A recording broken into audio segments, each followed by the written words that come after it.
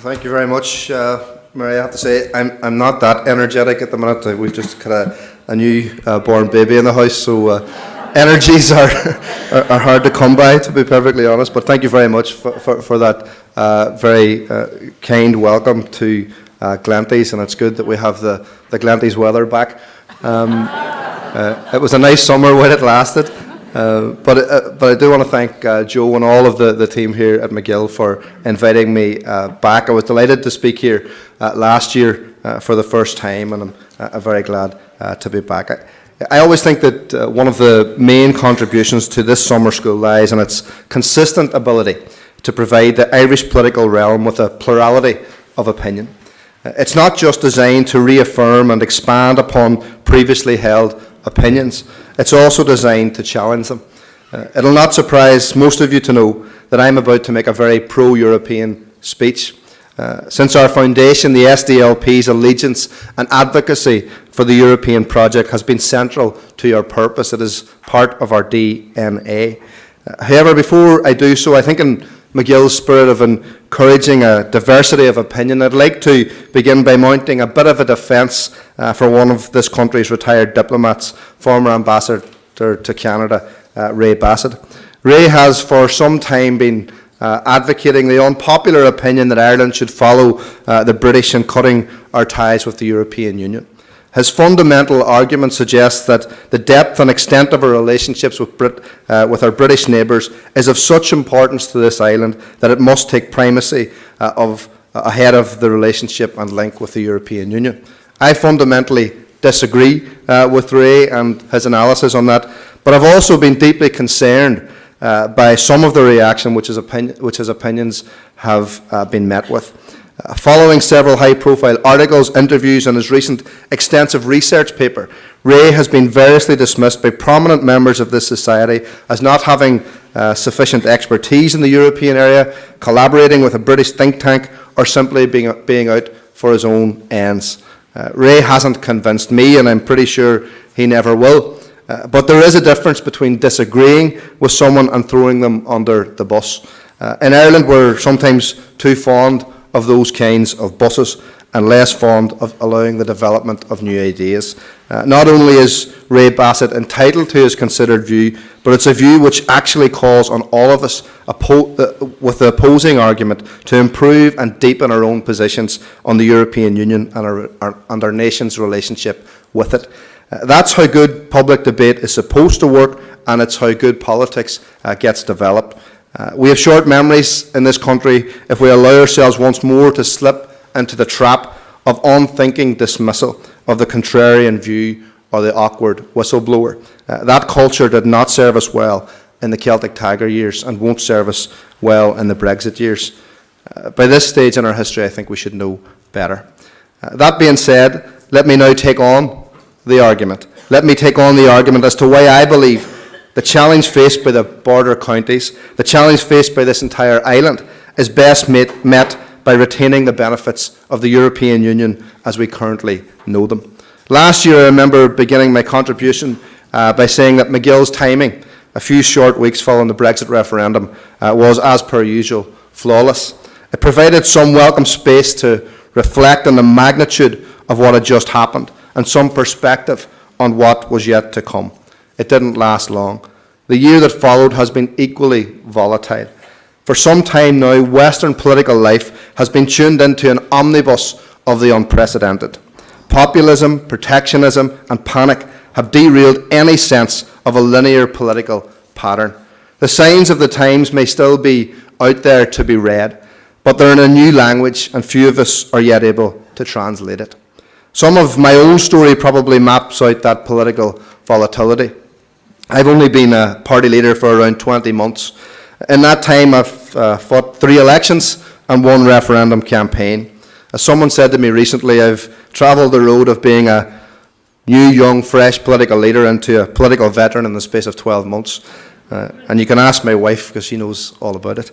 I'm sure most of us in the political and public life have been struck by the sheer speed and suddenness of that unfolding change. It's safe to say that each of us in this political generation are now living a new normal.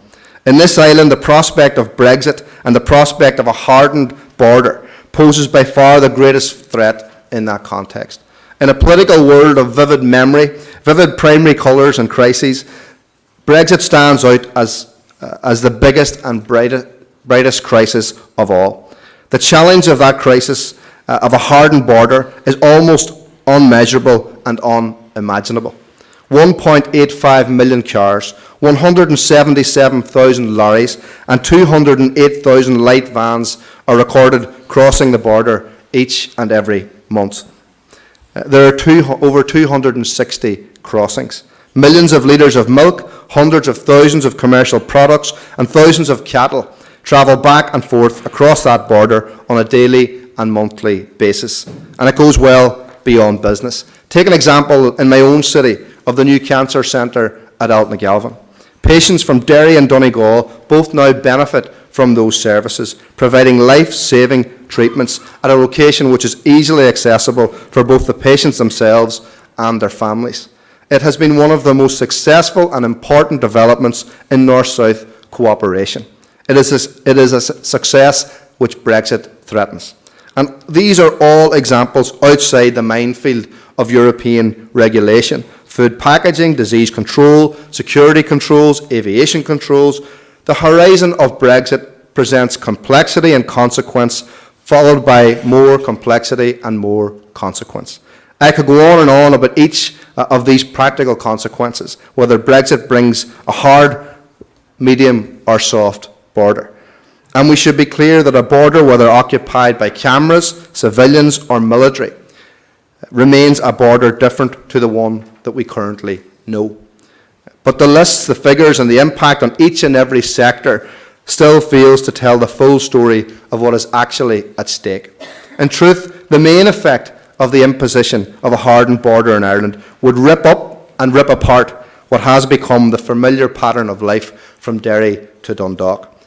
It would bring a shuddering halt to the familiar, which we have all been living with since the early days of the peace process. Of course, that means that those of us who live beside the border will suffer most, but its broader effects across the totality of our island cannot be understated. Complacency must have no place to breathe. The existence of old customs posts may well now be a distant memory to the majority of our people. The job ahead is to ensure that distant memories do not become new realities. The question before MacGill this morning concerns what specific challenges will be faced by border communities because of Brexit. I would contend that the challenge is actually to ensure that Brexit's corrosive consequences are not allowed to happen. The challenge is to say that on this island we will not allow the natural and familiar flows of people and business to be interrupted by a decision taken elsewhere. As a nation, how far advanced are we in ensuring that this is the outcome? I think the former Taoiseach deserves great credit for his diplomatic skill that he showed in addressing the initial aftermath of the Brexit referendum. The achievement of the latter days of Enda Kenny's tenure was to place the Irish issue at the centre of European minds. That success has been recognised in the negotiation text, with talks on the Irish issue currently ongoing and due to enter into their substantive phase by the autumn. It is not enough, though, to get an item on the agenda. It's now about pushing that advantage home. I am always concerned that drift can slip in, particularly in the current political context. Having been engaged day by day in the continuing negotiations at Stormont Castle over the last number of months, I know a thing or two about political drift. My concern and caution lies in the diplomatic culture this country has traditionally pursued. We have tended to follow the running current among a group of other countries in European matters, rather than setting our own specific asks. Ironically, it was usually the British position in EU negotiations which we would attempt to eke a corner out of. That method of diplomacy may well have served us well in the past, but it would be a mistake to seek refuge in it now. We are equal members of the 27, but in Orwellian fashion, we are more equal than the others on the issue of Brexit. we stand to lose the most. There is a time for diplomatic ingenuity, but there is also a time for diplomatic directness. To borrow a phrase, now is a moment for Ireland to be truly strong and stable, in telling the European Union and the British government that there can be no hardening of the border in Ireland. We should not and cannot be moved on that issue. To reverse Parnell, we must collectively say, this far we shall go, but no further. Britain and Europe should know that Ireland has bottom lines on Brexit, beyond which we will not go. In fairness, I should add that I was encouraged by the tone of Minister Simon Coveney in his remarks here on Sunday and his remarks on the second phase of the Brexit negotiations since. Adopting that position of rigidity and realism is also tactically astute, given the current course of the Brexit negotiations. Last year at Brexit, we considered whether Europe would face disintegration or revival. As we stand today, revival remains a challenge, but disintegration is off the table. Brexit has been the catalyst through which Europe has rediscovered its mojo. The twin pillars of Macron and Merkel have injected a renewed sense of purpose into the European project. I would contend, though, that it has actually been the figure of Michel Barnier who has embodied and personified a renewal of a Europe sure-footed as to its own agenda and comfortable in its own identity. In comparison, the British establishment, historically renowned for its suave and sophistication, has looked disjointed and dishevelled. Faced with Barnier across the table, one would almost feel sorry for David Davis and Boris Johnson, and then you catch yourself on. But even the boundaries of the English language have struggled to accommodate the chaos at the heart of Whitehall. Brexit means Brexit, red and white Brexit, red, white and blue Brexit, no return to the borders of the past, no deal is better than a bad deal, meaningless mantra after meaningless mantra. It's a pitiful offering for what was once the most effective diplomatic machine on the planet. Unfortunately, the embarrassment of the British position is only matched by the current state of northern politics and the continued stalemate at Stormont. Brexit is one of the most serious issues to confront this island since partition, yet the absence of our institutions mean we have been left absolutely voiceless. Northern politics has never been famed for its maturity, but even by our own standard, this is the biggest abdication of political responsibility for many a long year. The polarisation of our politics might return us to the comfort of old battles, but it does nothing to solve problems. The DUP and Sinn Féin seem determined to lock us into a political arm wrestle which no one can win. That abdication of responsibility is all the more serious given the fact that the SDLP believes that our institutions can provide many of the answers and solutions to Brexit that we have been searching for. The institutions of the Good Friday Agreement, ratified as an international treaty, provide the infrastructure to secure a special deal for Northern Ireland. The North-South structures of Strand 2 of that agreement can be developed to secure single market sectoral arrangements with other European member states. Many of our trading concerns, most particularly in agriculture, could be addressed through these existing mechanisms.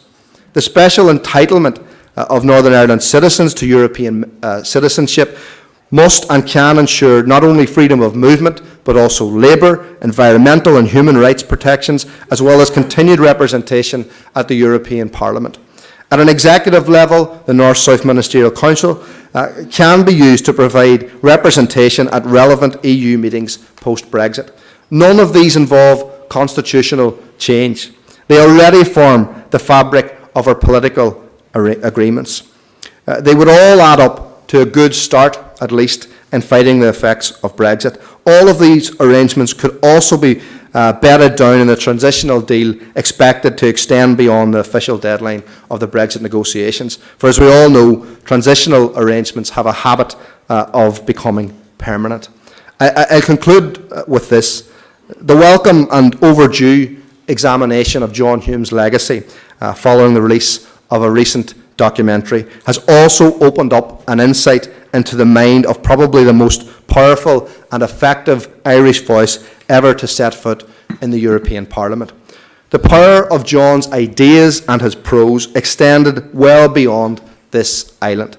Hume constantly spoke of a Europe that could grow together at its own pace, as well as an Ireland that could grow together at its own pace. At its core, Brexit threatens that vision. Britain has taken its decision as regards its own future, a future to which the north of this island has not given its consent.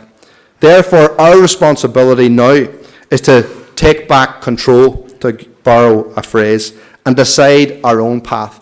It will not be enough to just firefight the consequences of Brexit.